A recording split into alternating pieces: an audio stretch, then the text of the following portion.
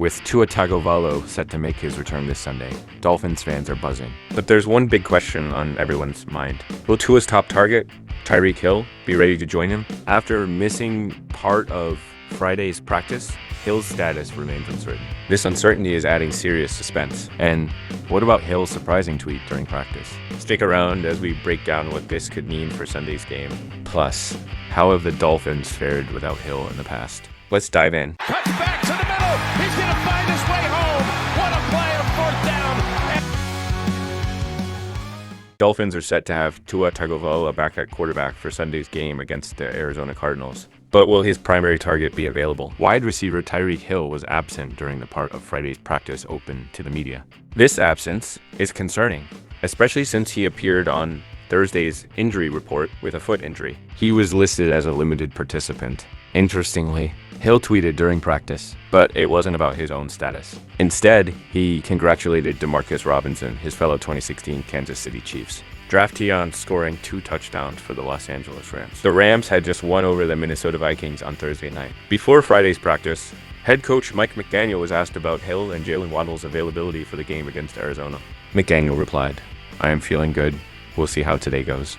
Optimistic and feel good about where they're at. Later in the afternoon, we'll find out if Hill participated in practice. Even if he's listed as did not practice on the report, it doesn't necessarily rule him out for Sunday. But it wouldn't be an encouraging sign. The possible irony with Hill and Tagovailoa. If Hill were to miss the game, it would certainly add a challenge to Tagovailoa's return.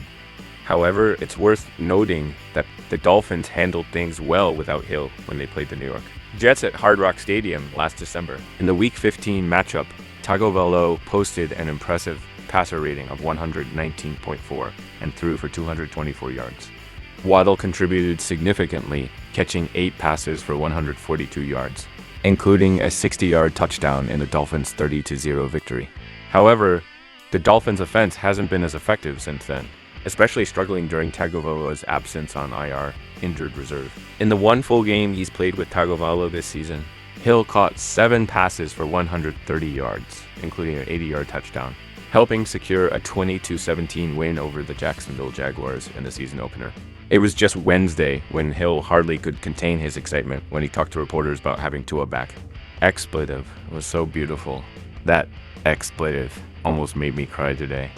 Just having him in the lineup, having him call plays, having him direct the offense. Like, just hearing his voice, Hill said, "I know that sounds crazy, but he's a big part of this team."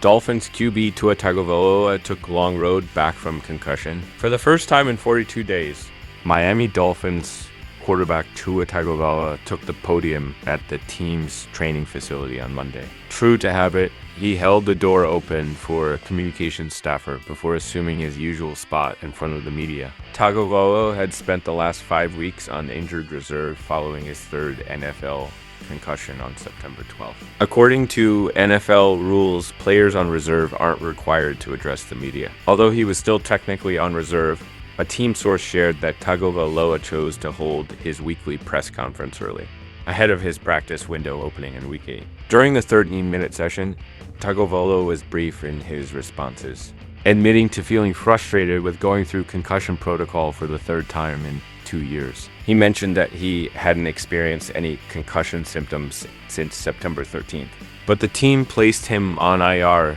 to allow his brain time to heal. Although he wasn't happy with the decision, particularly as Miami went 1-3 in his absence, he said he understood the team's reasoning. "What I do know is that I think the team did what was best in the interest of me," he said. "Knowing that I'm a competitor, and given what the doctors have told me that having a substantial amount of time to rest and recover would have been good for me, I think they did what was best in terms of protecting myself from myself." On Friday, the Dolphins announced that Tagovailoa would make his return for Sunday's game against the Arizona Cardinals, 1 p.m. ET, Fox. His journey back to the field was approached with caution, involving consultations with multiple neurologists to assess the risks of continuing his football career. Although Tagovailoa states he has been free of symptoms since the day after his concussion, this period on IR marks the longest of his career. As he prepares to return,